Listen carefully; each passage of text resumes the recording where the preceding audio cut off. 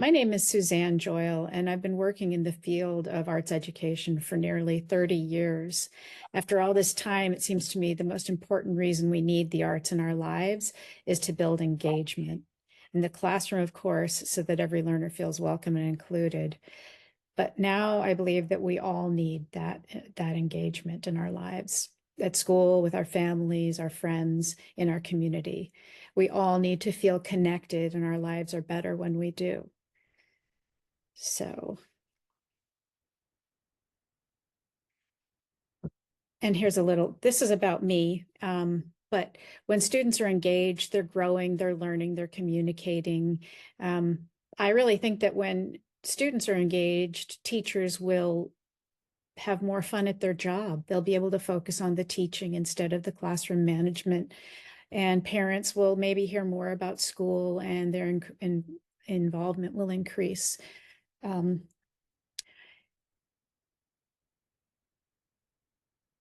I believe that it's through the arts that we can engage the best. So I'm just put this screen together to compare Bloom's taxonomy with one of my favorite resources, which I was going to share with you, which is Studio Habits of Mind.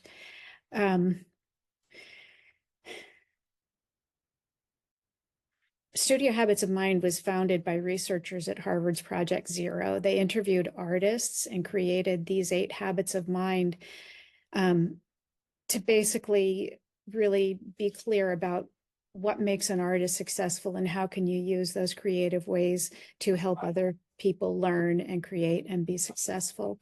And what I like about these that it's not about a concrete art form. It's about the way we process information. It's about thinking about things, understanding, exploring, expressing, and probably most important right now, engaging and persisting, as well as just knowing what our world is and being able to reflect it.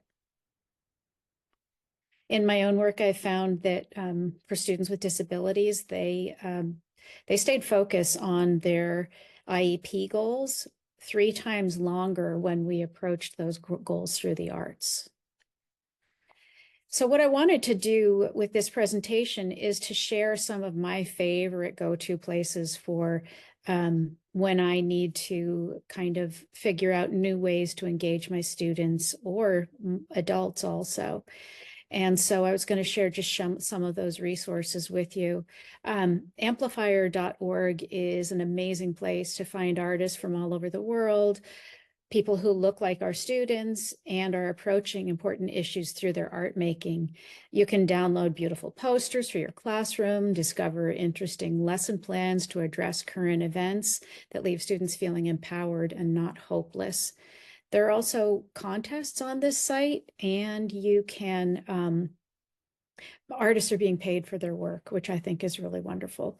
There are also lesson plans here for kind of a social justice view of approaching problem solving in our own community and lives. Theater Folk offers an amazing resource of theater games building on the improv work of Viola Spolin. I just love these games. They are something anyone could use as an icebreaker in the classroom and in a professional development workshop. As I mentioned, getting people to use their whole bodies in the creative process helps break down barriers and bring fun to any activity. This one I've highlighted, doodles. You ask people to doodle on a scrap of paper, you post it on a board, and then you ask them to act out that shape with their whole body. That's just one example of how you can combine art forms and really get people thinking about how everything is connected. I love Agency by Design. They have delivered some of the best professional developments that I've ever taken. They offer a really unique approach to problem solving where the student is in charge, and this allows the student to explore and learn at their own pace and in very creative ways. I've seen beautiful examples of collaboration and community building with this approaching problem solving the way Agency by Design does. They offer some great assessment and evaluation tools and resources that you could use for the entire school or organization's culture. Carnegie Hall has this entire resources for educators section on their website. I find lesson plans here, but also great video demonstrations of their lessons. And what I like about this is, while I'm not a music teacher, I can again get students thinking about their whole body, the sounds, movement, everything to approach lessons. So I would use something from Carnegie, say, to explore patterns in the visual arts classroom, because we could do it first with our voices, then with our bodies, and finally on paper. So it helps embody the learning a little bit more. I spent many years working at Youth and Arts and built something called the Arts Bank, which is just one part of YI Arts Core. It's kind of a one-stop shopping experience for finding all kinds of resources. It's all free, and you can search by IEP goal, art form, learning goals, grade level. You can find simple one-page instructions to multi-week courses, to videos, to links to other places like amplifier.org. And it's something I built because I wanted people to not only have one place where they could look for addressing their learning goals through the arts, but also a place where they could add their own information. So you can also add your own ideas to the YI Arts Core. In my new role, I am working at, sorry, I'm going to go back one second. I wanted to give you one hands-on, a tool that you could use in any classroom. And it's not a visual arts tool per se. It could be used in anything. And it's a way of ideating on paper. And it's something that you could use to build science knowledge, language arts, music, social studies, whatever it is.